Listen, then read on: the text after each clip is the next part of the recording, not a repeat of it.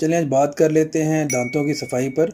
दांतों में मौजूद टाटर और डेंटल प्लाक को हम किस तरह ख़त्म कर सकते हैं या किस तरह आने से रोक सकते हैं। इस वीडियो में मैं आपको एक होम रेमेडी, एक माउथ वॉश के बारे में बताऊंगा जिसके इस्तेमाल से आप इस टाटर को इजीली मैनेज कर पाएंगे। और इस माउथ वॉश से आपके दांतों पर जमने वाला टाटर और डेंटल प्लाक के अलावा जो बैड ब्रेथ का मसला है वो भी हमेशा के लिए ख़त्म हो जाएगा। हमारे माउथ में मौजूद बैक्टीरियाज हमारी कुव्वत मुदाफ़ियत और खाए जाने वाली एंटीबायोटिक्स से बचने के लिए अपने इर्द गिर्द बायोफिल्म्स बना लेते हैं। ये यूँ समझ लीजिए ये अपने इर्द गिर्द कैल्शियम के हाउसेस बना लेते हैं। इन हाउसेस में ये महफूज होते हैं और ये इनका सर्वाइवल का एक तरीक़ेकार है। और हमारा इम्यून सिस्टम इन बैक्टीरियाज को डिटेक्ट नहीं कर पाता, जिसकी वजह से ये बैक्टीरिया ज़्यादा देर तक ज़िंदा रह पाते हैं।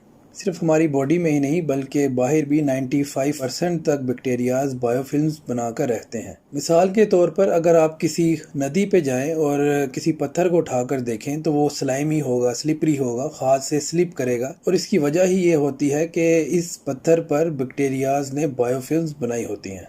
आपको हर जगह बायोफिल्म्स मिलेगी। जहाँ पर भी पानी होगा वहाँ पर बैक्टीरियाज भी होंगे, जैसे कि आपका सलाइवा। इन बैक्टीरियाज को नरिशमेंट के लिए पानी और शुगर चाहिए होती है। इन बायोफिल्म्स की ओवर अबंडेंस की वजह से, ओवर ग्रोथ की वजह से आपके मुंह से स्मेल आने लगती है, आपके मसूड़ों की सोजिश होती है, खून आने लगता है, आपके मुंह में ज़्यादा डेंटल प्लाक बन जाता है, जिसकी वजह से आपको डेंटिस्ट के पास जाना पड़ता है और आपको सफाई की, स्केलिंग की ज़रूरत पड़ती है। लेकिन अगर आप ये माउथ वॉश जिसे आप इजीली घर पर बना सकते हैं, आप इसे रेगुलरली इस्तेमाल करें तो आप इजीली इस डेंटल प्लाक को मैनेज कर सकते हैं।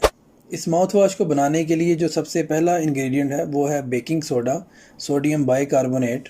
तो क्या होता है कि जब ये बायोफिल्म्स आपके मुंह में बढ़ जाती हैं तो इनमें रहने वाले बैक्टीरियाज आपके मुंह में एसिड पैदा करते हैं, जिसकी वजह से आपकी माउथ की पीएच कम हो जाती है, जो कि गालबन 3.5 टू 5.5 तक होती है। इस लो पीएच की वजह से आपके मुंह में डीकैल्सिफिकेशन शुरू हो जाती है। कैल्शियम हड्डियों से निकलकर सिस्टम में आने लगती है, बॉडी में आने लगती है और ये बैक्टीरियाज इस कैल्शियम को इस्तेमाल करते हैं अपनी हाउसिंग सोसाइटी के लिए। और अल्टीमेटली दांतों में कैल्शियम की कमी हो जाती है और दांतों में कैविटीज स्टार्ट हो जाती है। तो बहुत ज़रूरी है कि मुंह की पीएच को न्यूट्रल रखा जाए। इसके अलावा पिछली वीडियो में मैं बता चुका हूँ कि चीनी का ज़्यादा इस्तेमाल और बॉडी में ब्लड ग्लूकोज लेवल का डिस्टर्ब रहना भी तेज़ाबियत पैदा करता है। ज़्यादा एसिड बन रहा होता है क्योंकि आप इन बैक्टीरियाज की फेवरेट खुराक इनको दे रहे होते हैं और वो है चीनी। इनके रहने के लिए आप इनका माहौल साजगार बना रहे होते हैं और जिसके नतीजे में ये आपकी बॉडी में एसिड पैदा करते हैं। बेकिंग सोडा आपकी पीएच को ज़्यादा करता है, इसे अल्कालाइन करता है, इन बैक्टीरियाज की कॉलोनीज़ को तोड़ता है और नेचुरली आपके सलाइवा में सोडियम बाइकार्बोनेट होता है। तो कहा जा सकता है कि इसका इस्तेमाल वर्चुअली कोई साइड इफ़ेक्ट नहीं रखता। इसके अलावा एक और इंग्रेडिएंट 3% हाइड्रोजन पर ऑक्साइड, ये ब्राउन सॉल्यूशन है जो किसी भी फार्मेसी से आपको इजीली मिल जाएगा। और ये कंपाउंड भी एंटी बैक्टीरियल और एंटी फंगल प्रॉपर्टीज़ रखता है, जिनमें कैंडिडा और ईज शामिल है। अब आपको करना क्या है कि आपको 1/4 आफा मतलब आधे से आधा टीस्पून बेकिंग सोडा और आधे से आधा टीस्पून हाइड्रोजन परऑक्साइड को लेना है। इसे आधे कप पानी में मिक्स कर लेना है और रोज़ाना ब्रश करने के बाद इसका इस्तेमाल करना है एज अ माउथ वॉश। इस माउथ वॉश को 30 सेकंड मुंह में रखने के बाद थूक दें। इससे आपके दांतों पर टाटर नहीं जमेगा, दांतों की शाइन वापस आएगी, दांत नॉर्मल दिखने लगेंगे और बैड ब्रेथ, मुंह से बू का मसला भी हल हो जाएगा। और इंटरेस्टिंग बात मैं आपको यहाँ पर बता दूँ कि बेकिंग सोडा मतलब सोडियम बाइकार्बोनेट और हाइड्रोजन परऑक्साइड हमारे सलाइवा में मौजूद होता है, लेकिन यहाँ बात हो रही है इनको थोड़ा ज़्यादा मिकदार में इस्तेमाल करने की। रिसेंटली एक रिसर्च सामने आई विटामिन K2 पर।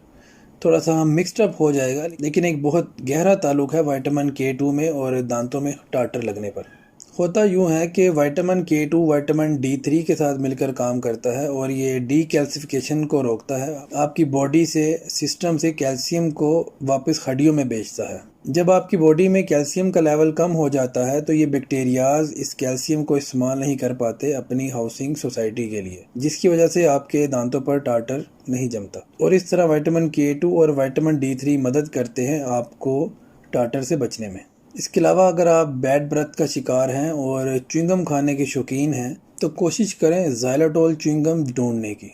मुश्किल से मिलेगी, महंगी मिलेगी, लेकिन ये एंटी बैक्टीरियल प्रॉपर्टीज रखती है। बायोफिल्म्स को दांतों को चिपकने से रोकती है। इसके अलावा लौंग का इस्तेमाल आप कर सकते हैं। ओरिगेनो ऑयल अगर मिल जाए तो। रोजमेरी ऑयल का भी इस्तेमाल किया जा सकता है। रोजमेरी ऑयल एक ऐसा हर्ब है जो हमारे यहाँ बहुत कम पाया जाता है। ये एंटी माइक्रोबियल प्रॉपर्टीज रखता है। उसके बाद हल्दी और दालचीनी, सिनेमन का इस्तेमाल अपने खाने में ज़रूर करें। इनमें एक बड़ा ज़बरदस्त फाइटोन्यूट्रिएंट करक्यूमिन पाया जाता है। ये फाइटोन्यूट्रिएंट बहुत पोटेंट है, एंटीऑक्सीडेंट प्रॉपर्टीज रखता है, डायबिटिक नेफ्रोपैथी से बचाता है, शुगर की कॉम्प्लिकेशंस को कम करता है।